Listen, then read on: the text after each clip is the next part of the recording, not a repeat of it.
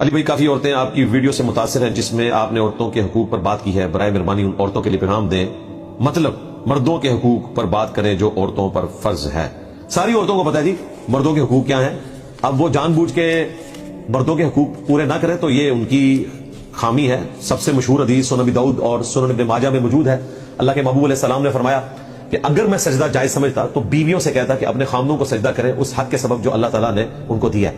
یعنی اگر سجدہ تعظیمی درست ہوتا اس امت کے حق میں، جیسا کہ اگلی امتوں میں جائز تھا، حضرت آدم علیہ السلام کو فرشتوں نے کیا، سیدنا یوسف علیہ السلام کو ان کے بھائیوں نے کیا، ان کے ماں باپ نے کیا، تو اس امت میں اگر یہ جاری ہوتا تو میں بیویوں سے کہتا کہ اپنے خامدوں کو سجدہ کریں۔ تو یہ بڑی حیران کن چیز ہے۔ اسی طریقے سے جامعہ ترمذی میں سنن ابی داؤد میں حدیث موجود ہے کہ جس عورت نے بغیر وجہ کے اپنے خامد سے طلاق لے لی تو وہ جنت کی خوشبو بھی نہیں پائی۔ تو مردوں کے حقوق اپنی جگہ موجود ہیں۔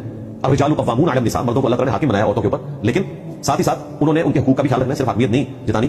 اور عورتوں کو بھی چاہیے کہ یہ مان لیں کہ اللہ تعالیٰ نے خاندانی ادارے کا سربراہ جو ہے وہ مرد کو بنایا ہے، نہ کہ عورت کو۔